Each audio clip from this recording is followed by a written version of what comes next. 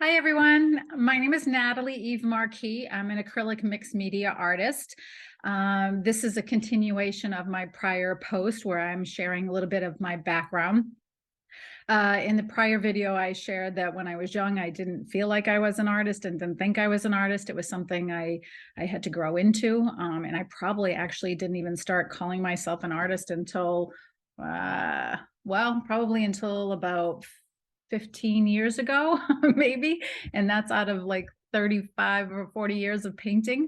So yeah, it's interesting the stories we tell ourselves that can hold us back. But anyway, what I want to share is that despite not feeling like I was creative when I was younger, my heart was always drawn to creative things. I ended up in a creative industry and dabbled in painting and art and pretty much for 35, 40 years.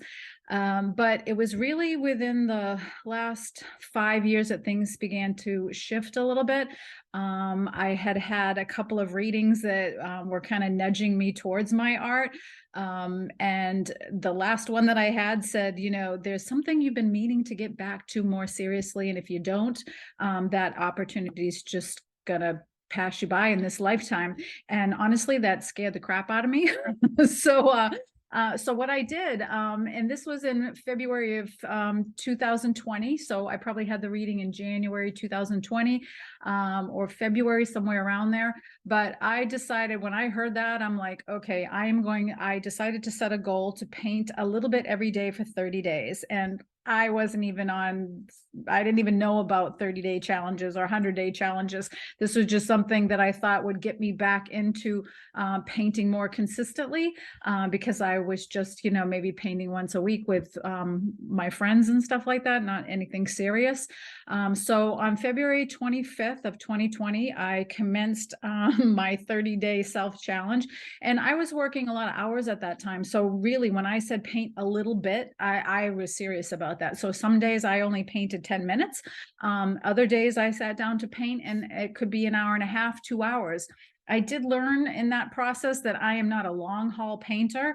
So it is very rare that I will paint for 5 or 6 hours at a time. But what I learned is you don't need to do that in order to develop a body of work. I've painted over 160 paintings in the last 3 years. And it's really just from doing a little bit every day. So it really is quite impressive. But so back in February, I started that goal, and I literally, like I said, some days were 10 minutes, some days an hour and a half, some days it was a few hours. But what I quickly learned is that I could finish a small size painting in about a week, and I was pretty happy with that. And then eventually, you know, I created several paintings, and my friends said, "Wow, these are good. You should post them." And being a marketing person in my prior lifetime, I'm like, "Well, I can do that."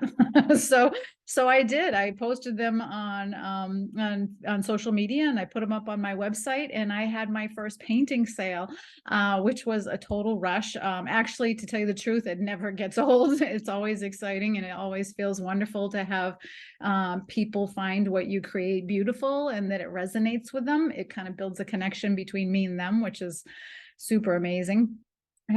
Truly. And anyway, so I ended up painting 30 days straight, and I went on to paint 105 days straight. And the only reason why I stopped is because I was living in Sedona at the time, and I traveled back to New Hampshire to relocate because during that 30-day challenge, COVID happened.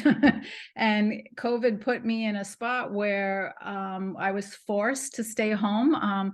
COVID, I know a lot of people experienced a lot of pain during COVID, but COVID was actually a blessing for me.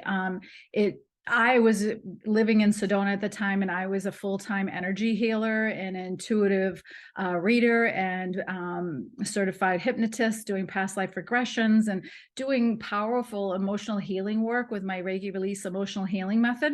So, and I love that work. I really enjoyed that work. I feel blessed that I got to do marketing for 30 years and then this second career that I really loved. But when I had to stay home and just paint, my happiness level went to a whole different stratosphere, basically. And I decided that my last chapter, whatever that is going to be, it's going to be focused around art. So I literally rearranged my life to focus on art. I moved back home to New Hampshire, figuring the cost of living would be better. But then COVID happened, and that was just a wild ride for the last couple of years trying to find my own home and all that kind of stuff. So it's been a bit of a journey with some bumps. But I am so glad I made that decision. I really feel like I'm exactly where I'm supposed to be. I've rearranged my life now, so it is revolves around art. I'm very greedy about my painting time and my time for creativity. I've surrounded myself with friends, my creative friends and art friends.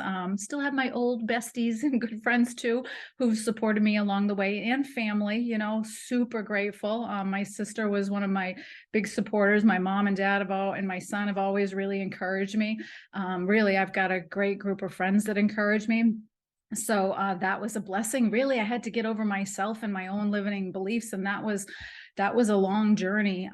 So it's one of the reasons why I want to teach now, is I want to help other people connect with their own creativity. You know, a lot of times we keep putting it off, and you know, and it's one of those things that just brings so much more joy to ourselves. There's new literature out and books out showing how much it really is a healing tool as well. You don't have to intentionally use it to heal. You just need to paint and it'll do the work. So it's just amazing. So anyway, I painted for 105 days straight. I moved back to New Hampshire, and I've been painting almost every day since then. Last year, I took Nicholas Wilton's CVP course. It's called Creative Visionary Program. And in it, he says a little and often, which I had already benefited from. It was already my motto, a little bit every day. And I pretty much do that all the time, because it really taught me two things. The painting every day, there's some kind of magic in the sense that it creates momentum, and that momentum, even on your sort of slumpy days or days when you're not feeling all that great, it fuels you to keep going, and I don't know, there's some kind of energy behind it that is think of it as a wave that you can ride. So you can either not paint all the time, and kind of each time you go back into it, you feel like you're slugging along to kind of get back into the groove and all of that. Or you can paint a little bit every day and ride the wave. It is so cool. So anyway, momentum is magic when you paint a little bit every day, or as Nicholas Wilton says, a little and often. The second thing is that by painting a little bit every day, the process of painting and playing and experimenting and trying things, it teaches you. So even though I didn't go to art school and I didn't have an art background, even before I took CVP, the painting was teaching me. It was teaching me not just about painting, but it was teaching me about life. There's so many beautiful things I've learned about how art mirrors life, and vice versa, that I just find endlessly fascinating. So anyway, I wanted to show you too a little bit of how I started. So